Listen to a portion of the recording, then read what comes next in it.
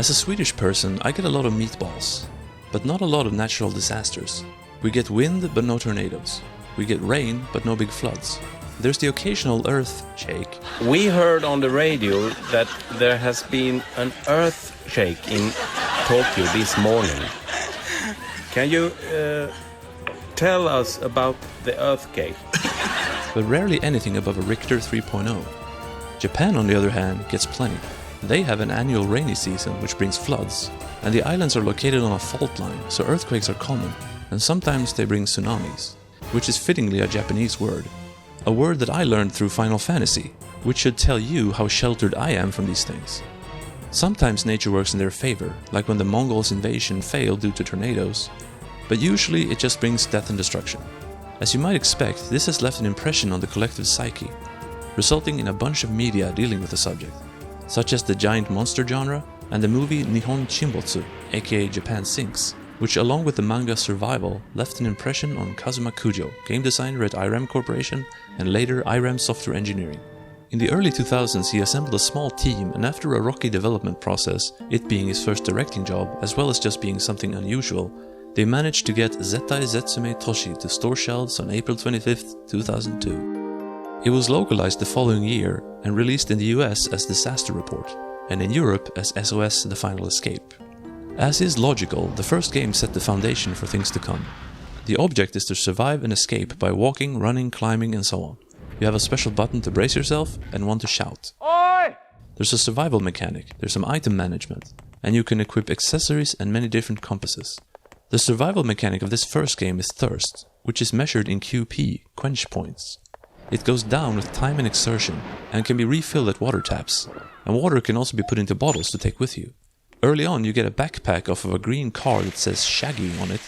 It looks complicated, but it's no RE4, as items just go into the slots as soon as you pick them up. You can't move them around. The same thing sort of goes for the thirst system as a whole, because the water taps are pretty plentiful, and the checkpoint system is generous because you come back with full health and QP when you die. And when you equip sunglasses and then go into first person mode, the screen actually gets darker. You don't see that every day. You're stuck with the main clothes you have on at the start, but on the other hand they degrade over the course of the game, which is cool and adds to the immersion. The compasses are completely superfluous, but at least some of them are references to Irem games like R-Type or Hammer and Harry. The main draw of the game, however, is the atmosphere and story, although I can't say too much about the story without spoiling it. You play as Masayuki Sudo, a young reporter traveling to Capital Island to start his job as a newspaper reporter. But an earthquake strikes as he makes his way from the airport, and he gets stranded on a bridge. Most other people have already evacuated, so the game has a bit of a I Am Legend feel because of it. He then finds Mari Aizawa in a teetering bus and saves her Lost World style.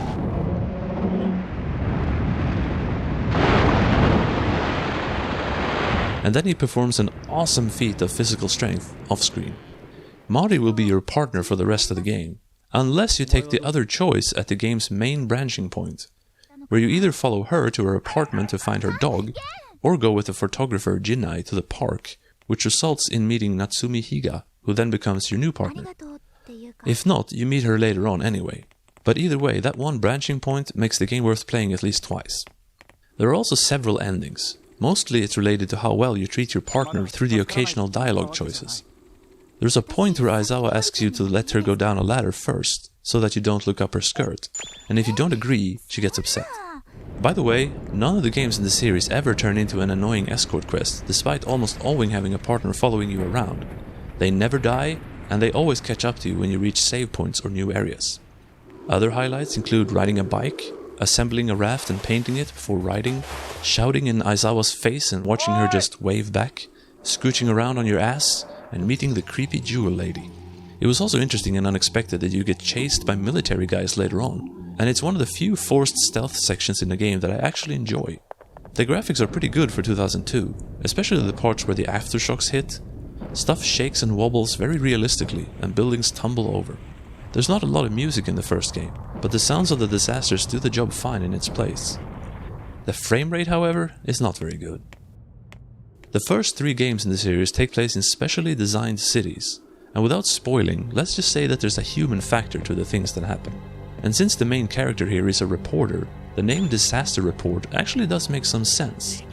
And speaking of the English localization, the first two were handled by AgeTech, who besides adding bad voice acting, also did that thing where they just moved the setting from Japan to the US without changing anything but names.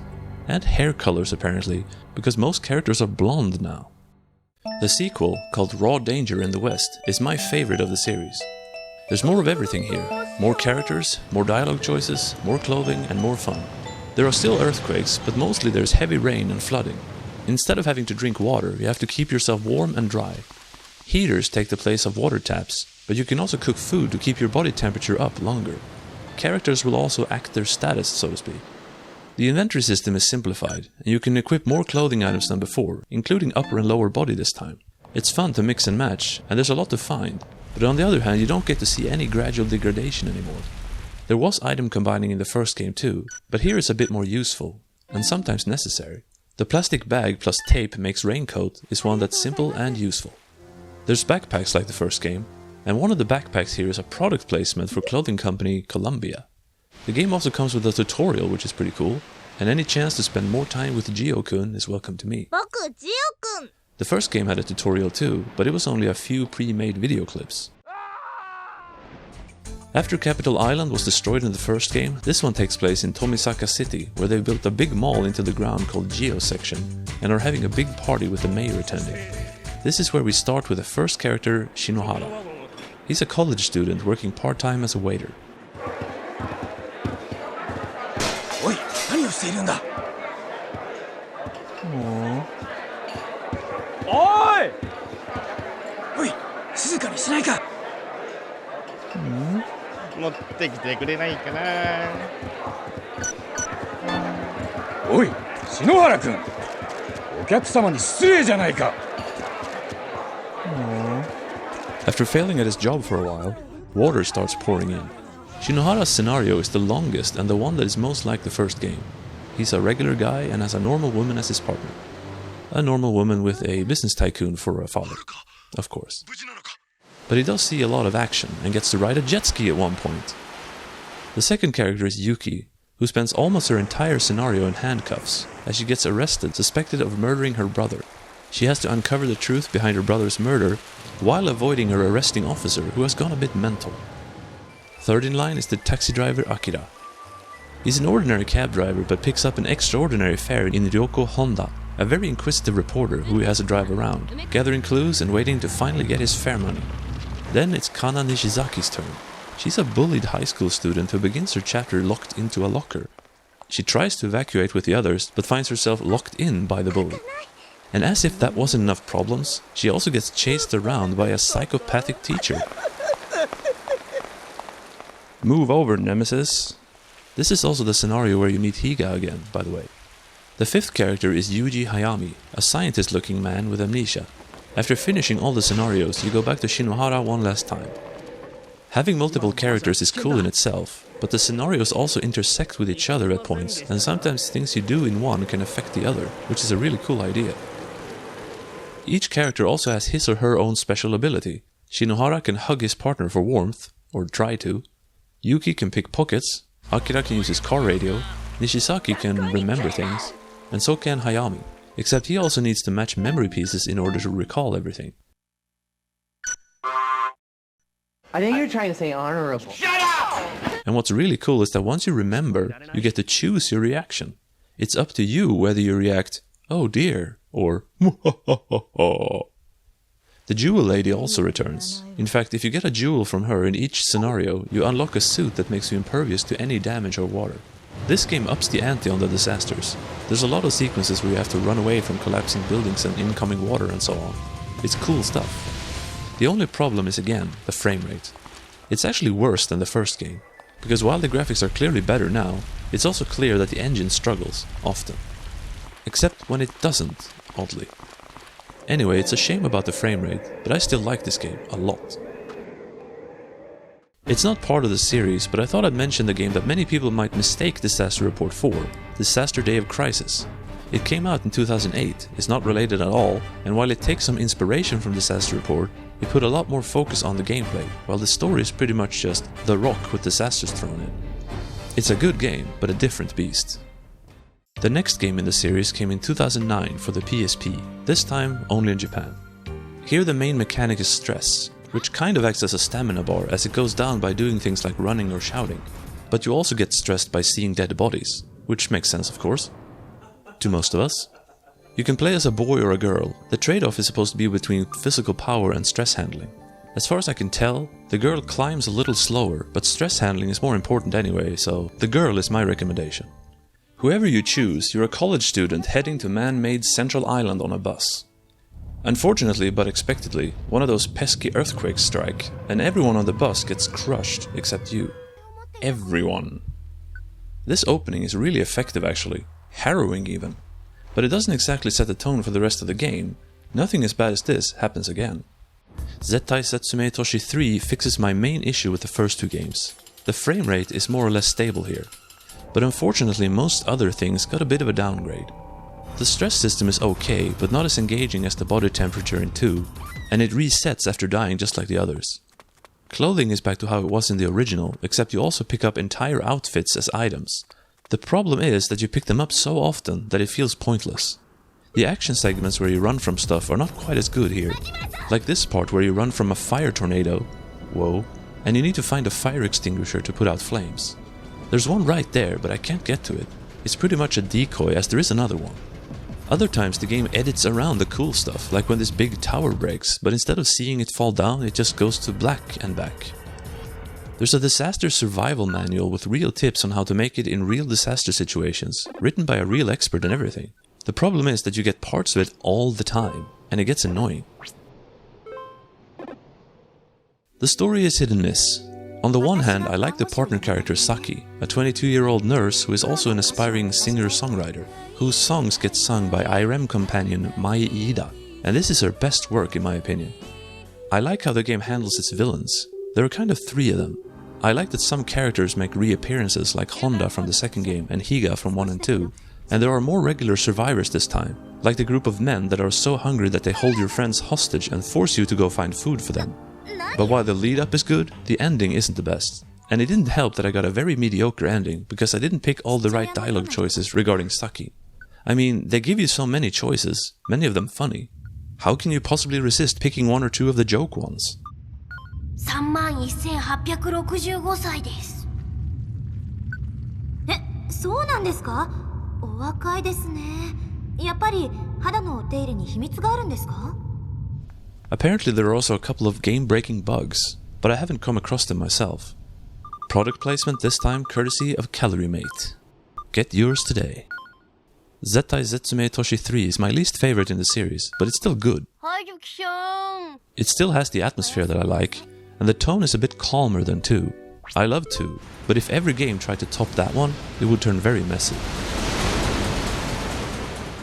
For a window into how a game like that might be, we got Kyoetoshi in 2017. I consider it a spiritual spin-off to Disaster Report, and I think Kazuma Kujo and Granzella did too, considering all the references to it that they put in here.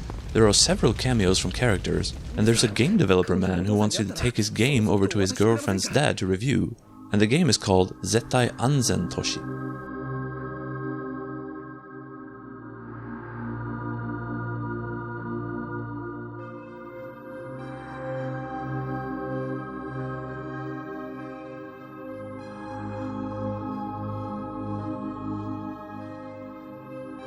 But I'm getting ahead of myself. Kyoetoshi was done as a collaboration between Granzella and Bandai Namco, with licensing help from a bunch of kaiju and mecha movie companies like Toho and Kadokawa. It's kinda like a Disaster Report game with giant monsters and robots in it, but the action is turned up to 11. It also sort of sets the stage for Disaster Report 4, because instead of a main character, you play as a man or a woman with the name and objective of your choice. Except no matter which woman you choose to meet, she'll still be Yuki Kono. The cover of the game, which is really well designed by the way, says this is not the story of some hero, this is your story. That's not quite true. It's actually Yuki's story. Anyway, after walking down a street and seeing some odd purple lights in the sky, 2 Ultramen appear in the middle of the street and start fighting. While trying to run to safety, you accidentally witness a shady money deal, and bam, you're fleeing from both monsters and humans. But shortly afterwards, a pink light starts emanating from your hands. You've been blessed with QTE powers! That's mostly what it comes down to. The main storyline isn't particularly captivating, and there's no good reason that the giants, called shadows, are here, but they are, and it's cool nonetheless. You also do meet some interesting people along the way, including mainstays like Otsuka the reporter. 昔は名うての戦場ジャーナリストだったのよ。 He's covered wars, you know. And Kashiwagi the other reporter. Other characters you meet have a habit of dying unceremoniously. Like the ship vice captain and the scientist who you help exchange love letters between. Before Godzilla appears and just blasts everyone. Wah wah. The appeal of Kyoetoshi, besides the fan service, is taking part in various action set pieces. Driving a car, riding bikes and even a horse, and gawking at all the monsters and mechas. There's Godzilla, Gamera, Patlabor suits, various Ultramen, and Evangelion, whatever they are. I'm not familiar with everything here, but it's very impressive that they managed to get licensing for all this. It's just too bad that they didn't bring over any of the music, so no Godzilla or Evangelion theme song. Speaking of licensing, product placement this time from Go Cover. The action set pieces mostly involve running from things and people. Those two gangster-looking guys from the beginning follow you throughout the game.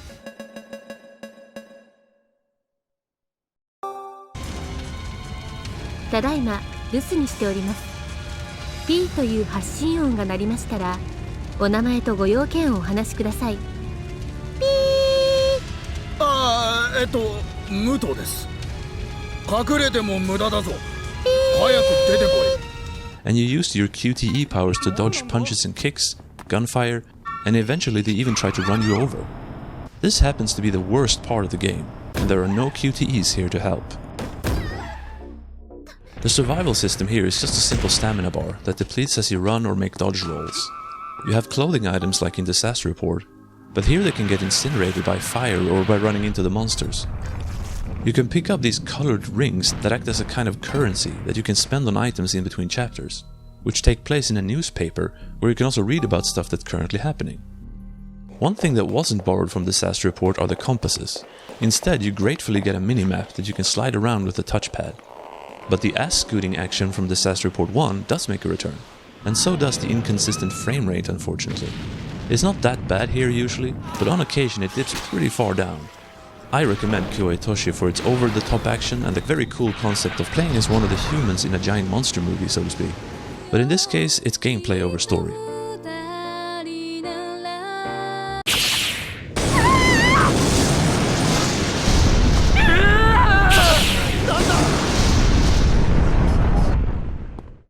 There was also a stage play produced, Zetsu Taisetsu Iii Sekai no Owari to Boi Mitsugaru.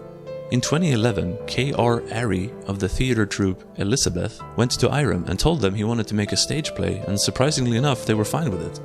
It seems to have been developed in 2011 and 12 and opened in January 2013, which is in between when Irem ceased development and when Granzella bought the rights to the series, so I don't think Kazuma Kujo was involved in it. And unlike the Yakuza stage play, there doesn't seem to have been any DVD produced. I wonder if it was any good. お芝居でゲームの世界観をどのように表すかということがとても難しいんですけど、とてもやりがいがあってとても勉強になります。年末年始を顧みず頑張っておりますので、よければご来場ください。 Finally, there's Disaster Report 4, which was released in 2018 in Japan and 2020 in the West. But it was supposed to come out in 2011. It was being developed at Irem Software Engineering and had just been delayed slightly before the planned release date when the Tohoku earthquake and following tsunami hit Japan. Irem then decided to halt game development and cancel future projects. Kazuma Kujo and others left to form Granzella, bought the rights to the series in 2014 and finished the game, eventually, and released it as Disaster Report 4 Plus. Or is that plus plus? This game is an interesting case. It removes a lot and doesn't add that much, but still manages to be a worthy follow-up. There's no overarching or underlying story this time. You're just a person caught in a disaster zone and you need to survive.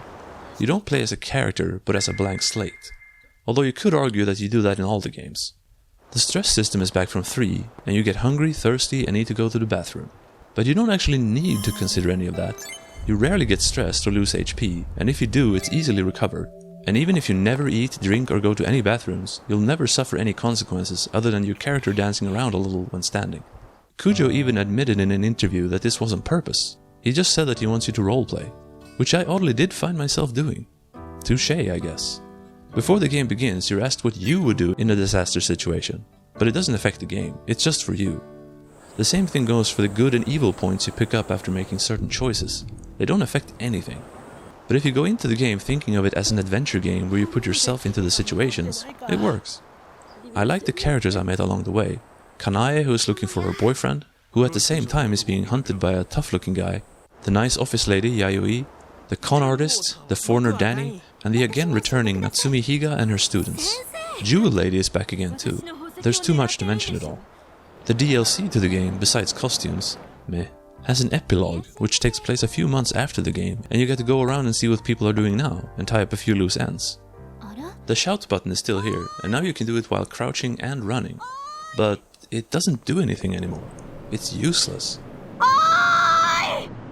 The disaster manual from 3 is back, but at least now it doesn't interrupt the flow as much. The dialogue choices are again plentiful, though sometimes they do interrupt the flow a bit, such as in one scene early on that recreates the box art, accompanied with the theme song sung by Mai Ida and everything. But the game goes quiet when the choices come up, which breaks the flow. Speaking of the box art, notice how your character has ripped clothes and a bandage? That doesn't happen in the game. But another thing about the box art, this is the first game in the series to have different kind of box art. I really like the Japanese designs of 1 to 3. This one looks fine, but I like the other ones more. But back to the game.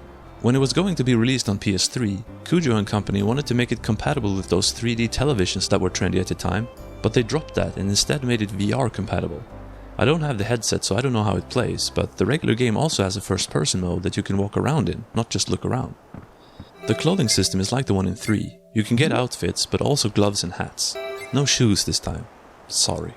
But at least you don't pick up new ones all the time. Product placement is by Nissin and their cup noodles, just like Final Fantasy XV. There's also Granzella ads all over the place, including this huge poster of Mai Ida. After being absent in Kyoetoshi, compasses are back, but no more Irem references. Instead there are Granzella references, like to their PS4 release Manga Kakeru, an application where you can make your own manga. There's also that Irem/Granzella brand of humor in here, such as when Kanae doesn't find her boyfriend at the port and we end up in a life raft. There's a dialogue option that says some music should play here, and then it does. There's a scene where a character dies, and one of the options is literally, looks like this person won't be in the sequel. Oh, and in the epilogue you get to fight a couple of guys Street Fighter style. There's even an attack that's like a Hadouken. And she says, huh? Ishikawa-ken? Like the prefecture that Granzella's from? Huh? I ended up liking Disaster Report 4, plus Summer Memories, more than 3, and just a hair more than the first game. It removed a lot of the gameplay features, but the adventure aspect and characters made up for it, especially when including the epilogue. I guess it works because they decided to focus on my favorite part, the sense of immersion and adventure. Managing thirst and temperature and stress is all well and good, but the characters and their interactions are the most interesting thing. The whole series has an aura of gloom to it that I quite enjoy. Unlike Disaster Day of Crisis, which doesn't know the meaning of the word subtlety, there are plenty of moments in the Disaster Report games where the game calms down and just allows you to take in the moment. I still like the second game the most, however, because it had it all. Gameplay, characters, atmosphere, and a good overarching story too. It's too bad that it also had the worst frame rate, but I can look past that. Most of you might not be able to look past the technical issues, however. The first game is a janky early PS2 game, the second is a janky late PS2 game, the third is on PSP, and Kyoetoshi and the fourth aren't as good looking as the best looking games of the time, no 60 FPS blah blah blah blah blah blah blah. These games are all flawed, but if you want to try something different, survival adventure games that put regular people in extraordinary situations and see how they react, I recommend the Disaster Report series.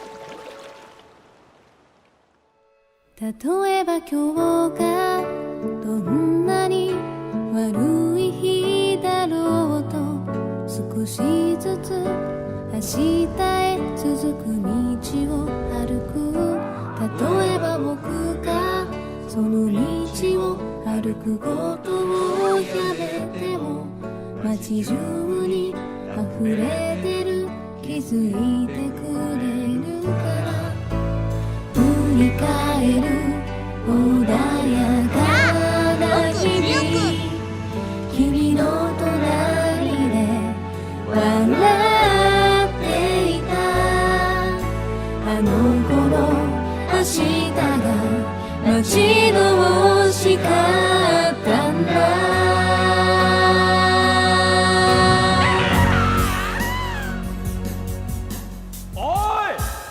僕はうるさいわよ。こんなにこんなにこんなに大切な君を守りたい守りたい君だけを何度も何度も何度も君の名前を呼ぶよまた巡り合うために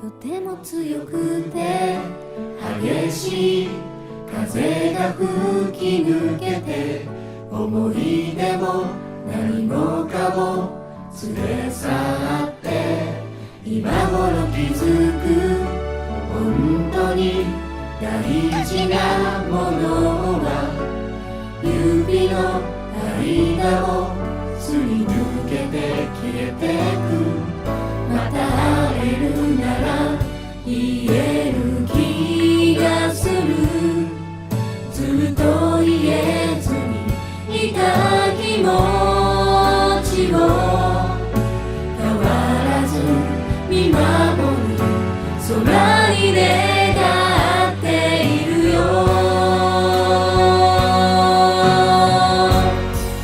君に会いたい会いたい会いたい一瞬でもいい伝えたい伝えたい言葉だけ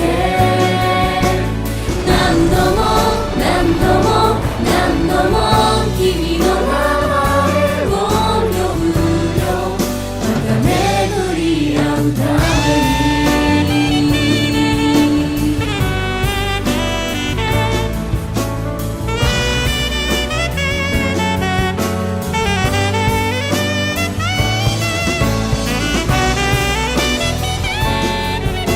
気をつけてくださいね。